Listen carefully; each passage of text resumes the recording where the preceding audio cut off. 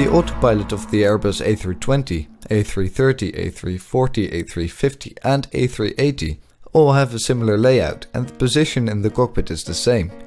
In fact, on most airliners its position is the same, and that is in the middle of the cockpit below the windscreen. You can get to it in flight gear by moving around the pilot view or by using a different view that gives you more detail. Let's begin with the main autopilot toggle buttons and then go from left to right. Here you see AP1 and AP2. They act as a backup for each other, which means that they both do the same thing. But for more complex scenarios like an automatic landing, both autopilots are engaged to monitor each other to increase safety. On typical flying though, the general guideline is that AP1 is used when the captain is flying the plane, and AP2 is used when the first officer is flying the plane. Below the AP buttons, there's the AT button, or the auto throttle button. There's only one for that. Now before I explain everything from left to right, you should know that all the elements of the autopilot, speed, heading and altitude, have two settings. One is to do exactly what you have selected on this panel, and the other is to follow the commands of the flight computer, which allows for flying routes you've entered in the system. This second setting is called the managed mode. For each element, you can toggle between the two settings by clicking on the corresponding knob, like this.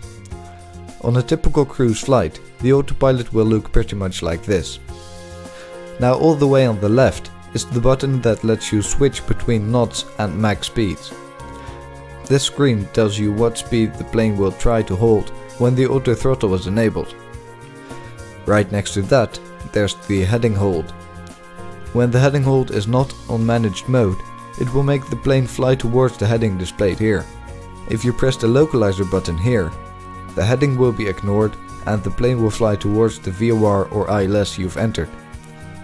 Next to that, you'll find the altitude and vertical speed selectors. On the Airbus autopilot, these are more connected to each other than on the Boeing's autopilot. If you set the altitude here, you also have to set the vertical speed. There's not really a thing like the flight level change mode, even though the XPED button does something like that in real life, I believe, but in flight gear that button doesn't seem to change anything about the vertical speed. Anyway, so to change your flight level when the autopilot is on, you have to set both the target altitude and the vertical speed you'd like to hold. If you want to scroll through the altitudes faster, you might want to turn this thing to 1000, just like on the Boeing autopilot. Then finally here's the approach button. This overrides the altitude and vertical speed modes and will follow the glide slope towards the runway if you're using ILS. So let's take a look at a short takeoff scenario, just like in the last HowTo. You guys seem to like that. For a typical takeoff, a speed of 250 knots will be fine. Set the heading to the runway's heading and set the altitude to your target altitude. Then, depending on the plane's weight, set the vertical speed. Something around 2000 will do, but you can tweak it a bit once you enable the autopilot anyway. If you have set up a departure plan on the flight computers, you can already set the heading mode on managed.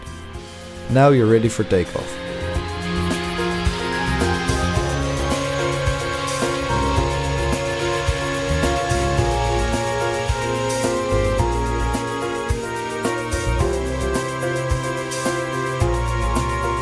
Once you're on a steady manual climb, you can activate the auto throttle and the autopilot. Play around with the vertical speed knob until you're slowly building up speed while climbing.